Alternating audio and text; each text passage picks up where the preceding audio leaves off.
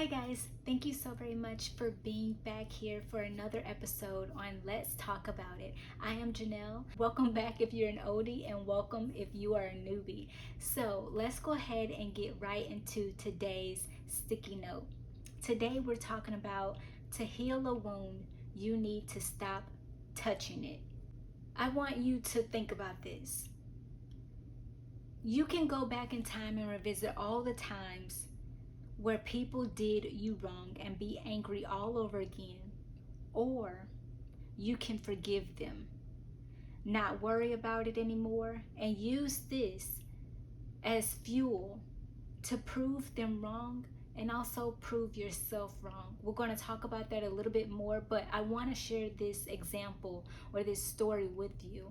I remember when I was in zoology class, because before I got my degree in psychology, I was a biology major, and I was going through all the classes. And one of the classes that I had to take was zoology, and I had this teacher that was very strict, very stern, but people liked her, some people didn't. So it was just, if you could take what she was throwing at you, which is very real and straight to the point, then you'll be good to go. So she was that kind of teacher. And one day after taking a test, I walked up to her to go ahead and hand in my test, and she told me, she said something that was very profound to me, and it has never left me. And this is what she told me. She said, I don't think that you're right for this measure. I don't think this is right for you. And I immediately got upset, because I'm like, what do you mean? Like, I just said, okay, thank you. And I just kept on walking. Like, I didn't ask it or anything like that. I just went ahead and I just kept on walking. But this is something that kept playing in my mind. And I was thinking, like, how dare she come to me and she tells me about this? Like, it was just rude. I did not appreciate that at all. Like, how are you going to tell me how my life should be? And I was like, oh my gosh, this is one of the situations that people go through, where they have that teacher that tells them that they ain't gonna amount to anything, that they should just stop what they're doing, that they're nothing, that they can't do it, and all this blah blah blah blah blah. Until I took some time and I pondered on it. And I kept replaying it over and over in my mind, and I was asking the Lord about it, and I was just like, what does this mean? And so he began to speak to me in that moment, and he said that what she's basically saying is that this is not right for you. This is not something that I have for you to do. I want you to go on a different path, but right now you don't see it. And I was just like, okay, because this entire time I thought that, like, I would be a doctor, and that was going to be my road that I would take. And so I wasn't really necessarily happy about the classes that I was taking, and in some of them I was kind of struggling because it was just not for me, but I still stuck with it. So I was like, okay. I brought it to a classmate, probably about, like, I don't know, maybe the next semester or something. And I told her about the encounter that I had and what the teacher said, what the professor said. And she said, well, have you thought of it in the way, that God actually told me about it? And I was like, oh my gosh. In my mind, I'm like, this is confirmation. This is this is God letting me know that this is not right for me. Me going down this path, becoming a doctor, taking these classes, is just not right for me. It's not it.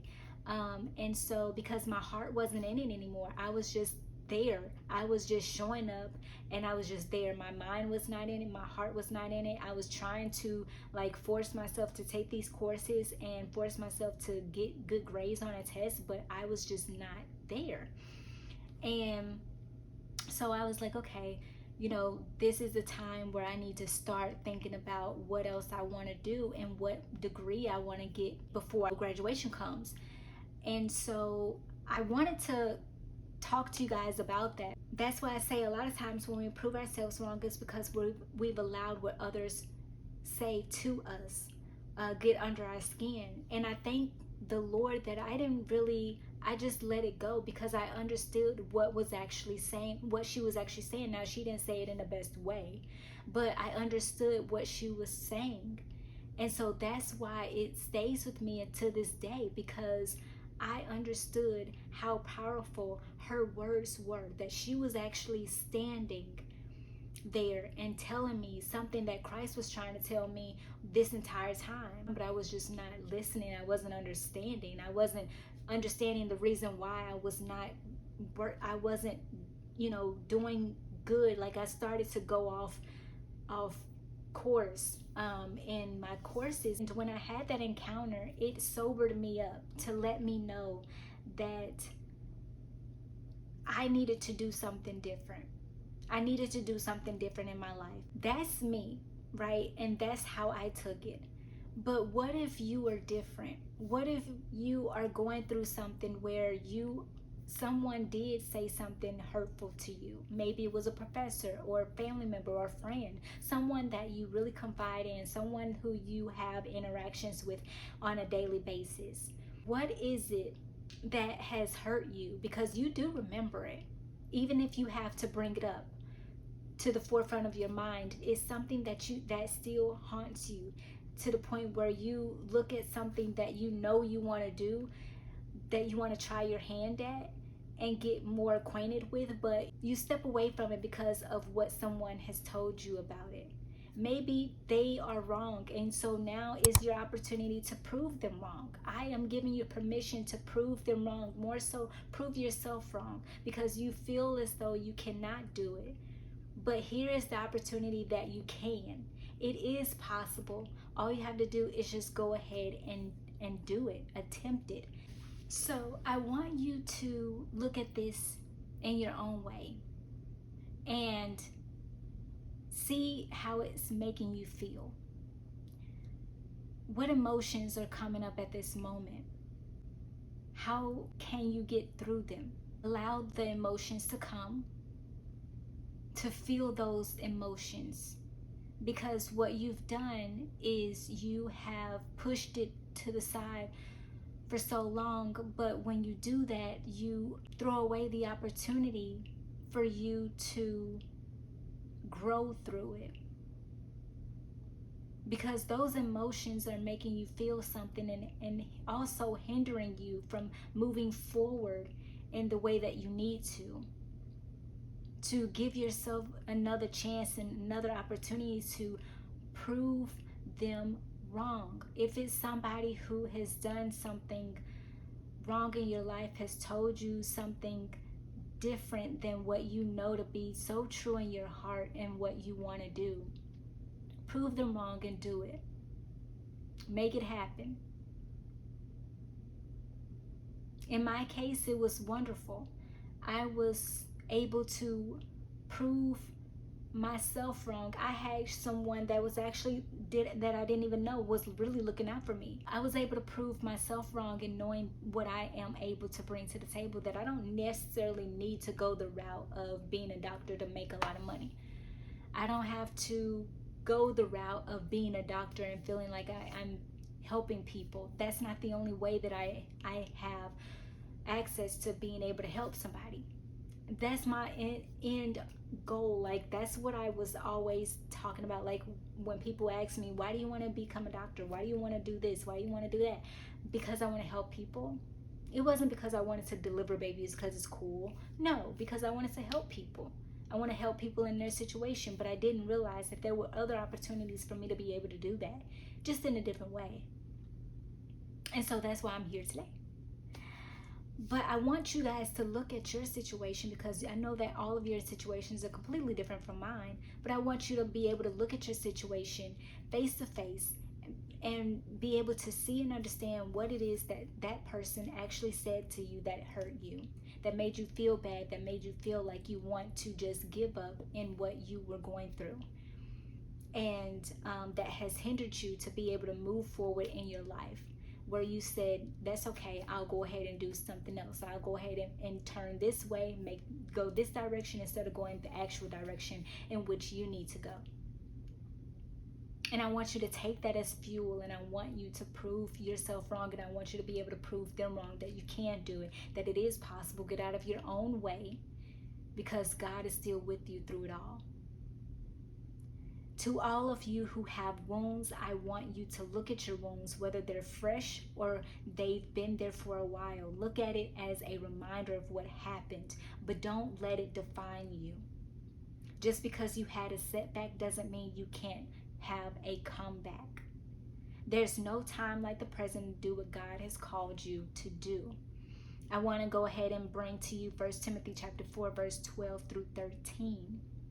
Because maybe you've been in a position where I've actually been in this position. Nobody has told me this. However, I have told myself this. And it's not always where somebody is telling you something, but it's something that you're telling yourself that is incorrect, that is negative, about who God has called you to be and what he has called you to do. Chapter 4, verse actually 11 through 16, because I think it really pertains to what I am saying. So it says, get the word out, teach all these things, and don't let anyone put you down because you're young.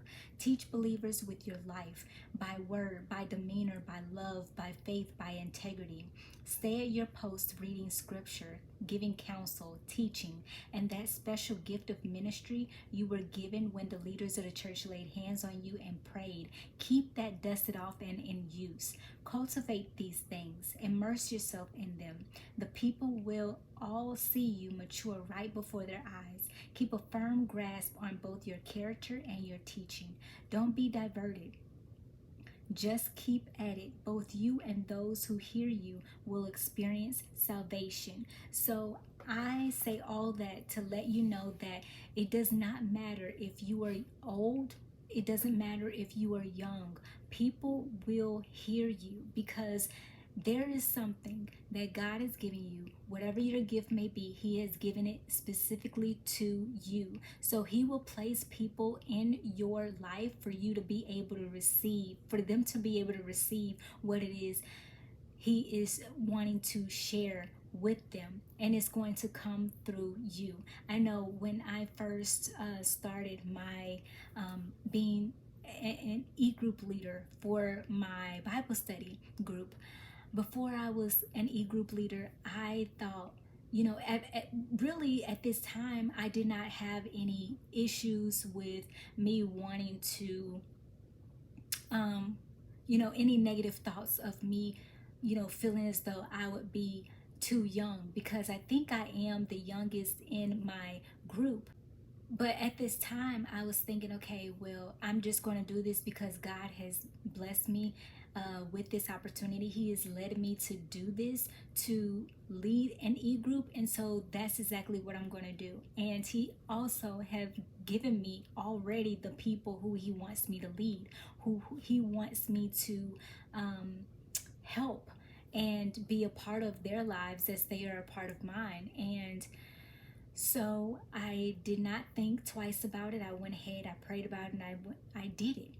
But before this time, though, I did have thoughts of, what if I'm not good enough? I was listening to those naysayers, and I was putting into what they were saying into account in my life. And I was like, what if I can't do this? What if I do need a degree for this? And so some things in my life didn't work out because I allowed other people to tell me that I shouldn't do this because I need to have a degree for it, because I'm not really good enough I'm not really good enough, or I'm not really qualified in order to do the things that God has placed on my life until I have a piece of paper that I didn't pay for me to be able to say, okay, you are now qualified. And I am just here to let you know that don't let anyone deter you from what God has called you to do. If he has called you to do it, you do it. And you don't need a piece of paper to qualify you. God has already qualified you. You stand on his word, you stand on his promise. You don't rely on what other people are saying. You don't take into account what other people are saying, because they only know what has restricted them, what they've allowed to restrict them. So therefore they think that because they've seen it a certain way that that's the only way it can be done. There's so many things and so many ways God has for your life. Don't allow people, and don't allow your situations, don't allow the limitations that are placed on your life, or that are in your life, to deter you from what God has called you to do. I am telling you, if He's told you to do it, if He has placed it in your heart and in your mind for you to go ahead and do it, do it. I need you to do it. Please promise me that you would do it, and don't allow anyone to stop you from doing exactly what God has placed in your heart for you to do. I want to also talk to you guys about the man at the pool of Bethesda. And there's so much that I actually want to talk to you guys about, but I'm going, with limited time, I'm not going to go into too much. But what I want to do, and to summarize all of this, is that you have this man in John chapter 5 verse 1 who's at the pool of Bethesda. Now, he is lame. He's been in this situation, in this predicament, has had this ailment in his life for 38 years. And there are other sick people that are at this pool of Bethesda. And you have lame people, you have crippled people, you have people that are blind. And so you have all of these different people who are all at the same pool. But this man was there for 38 years. And the reason why he is so important is that, in the context of what I'm saying, is because he's been there for 38 years. It has taken him so long to get the blessing that he finally got when Jesus showed up in his life and asked him, "Do you want to get well?" And so I bring this up because I want you to know and understand that don't allow life to get in the way. You may have an ailment, you may be handicapped in some way in your life, but don't allow that to be the end all be all in your life. There are so many people out here who are doing amazing things, and God has placed them in the position that they are in because they did not give up. They did not allow their ailments to define them. They did not allow their limitations to get in the way, but they knew that they were still able to be used by the goodness of God, by His glory, in the way that He has blessed them. And they are doing amazing things. So ask yourself, why can't you? You are no different.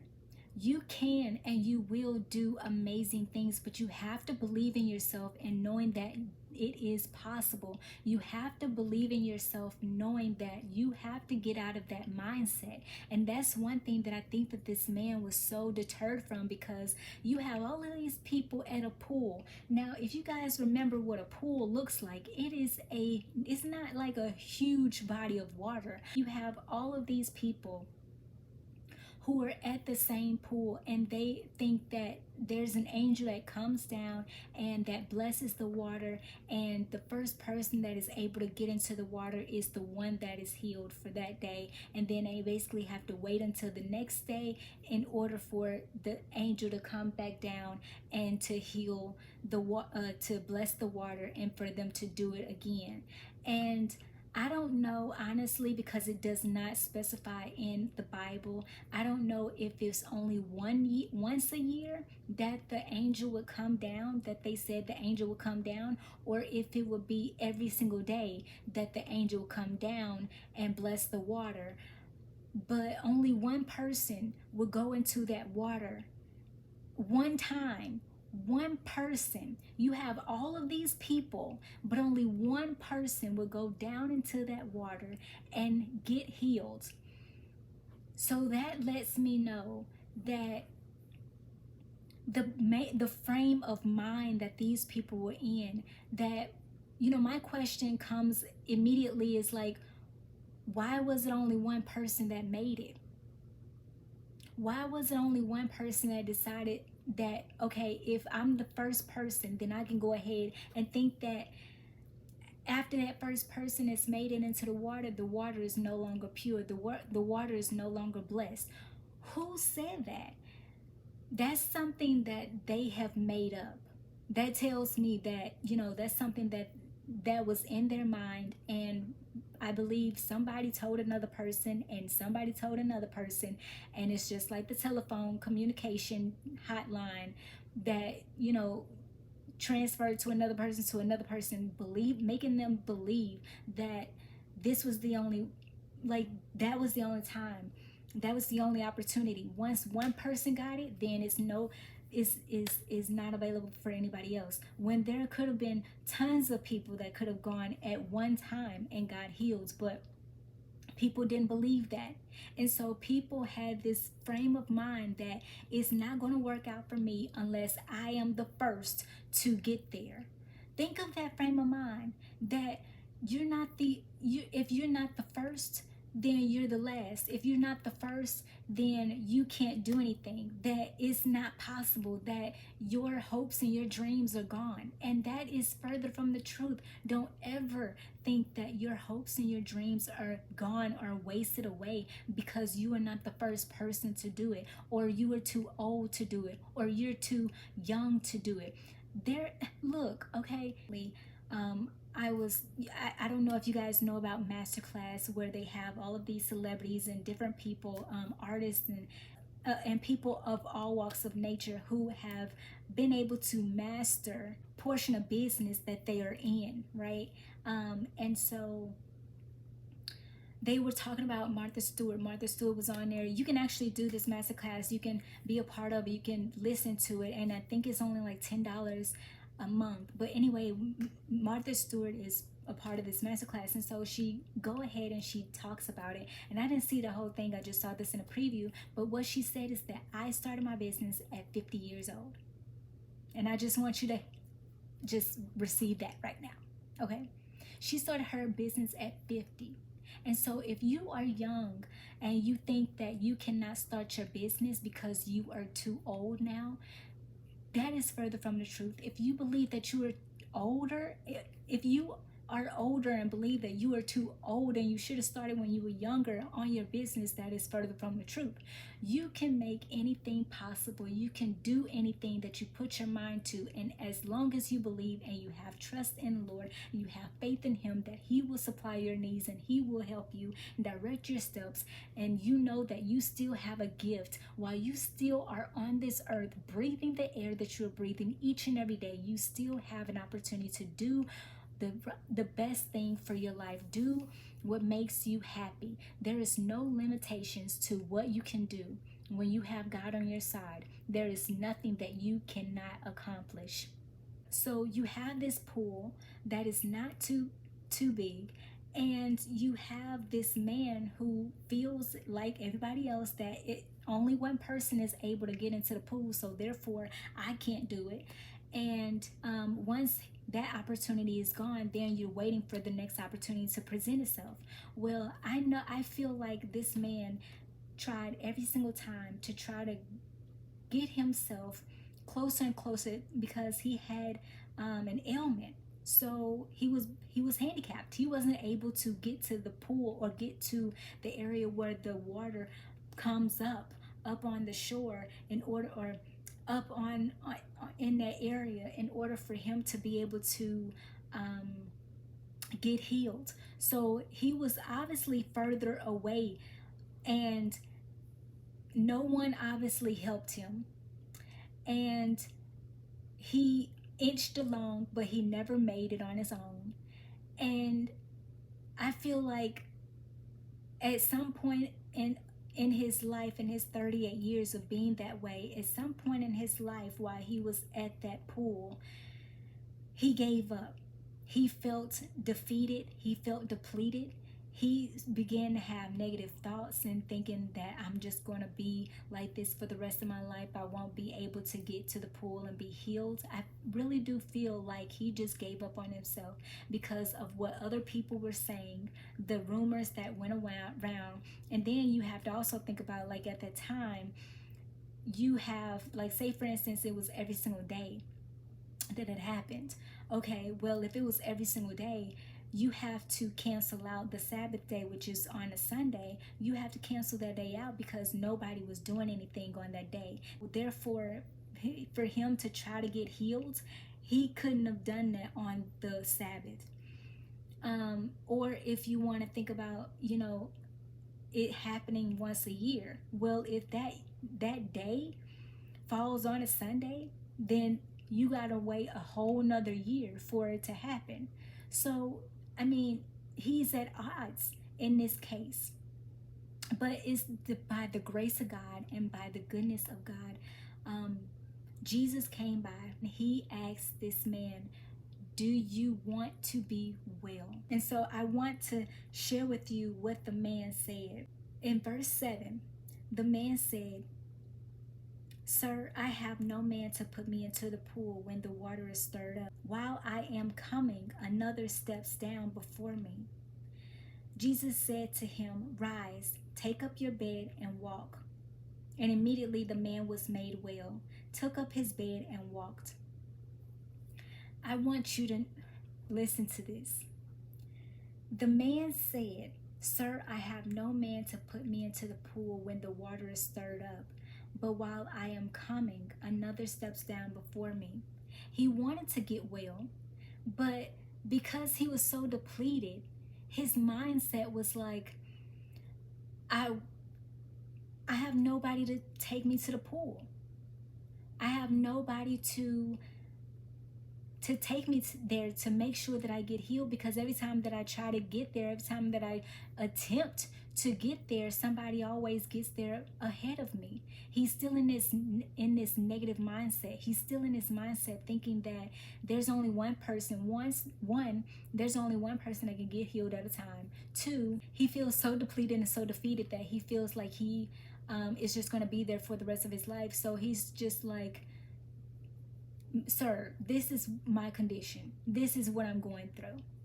Okay? This is what I'm going through. But Jesus said to him, Rise, take up your bed, and walk. And the man immediately was made well.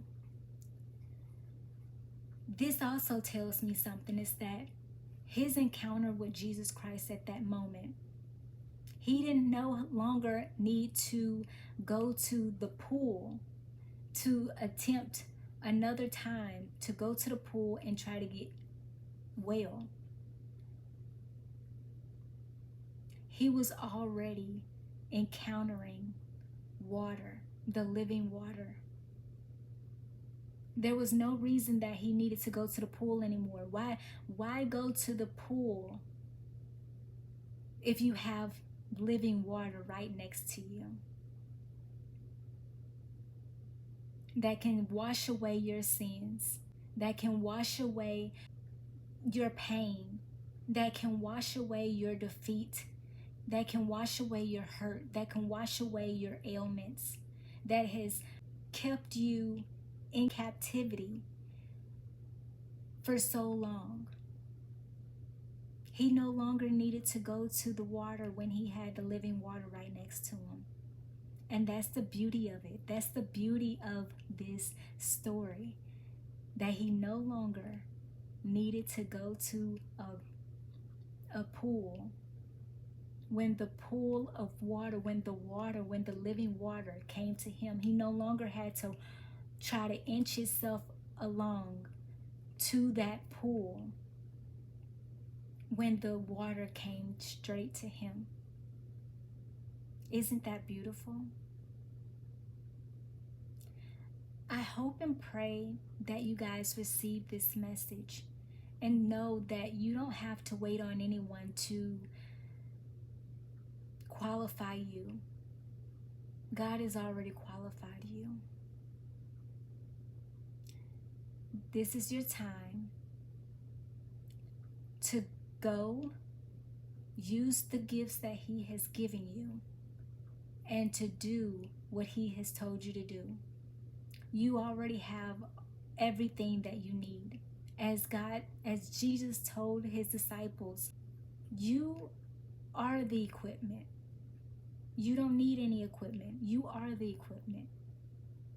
So I hope and pray that you receive something from this message and you go out and you do what God has called you to do.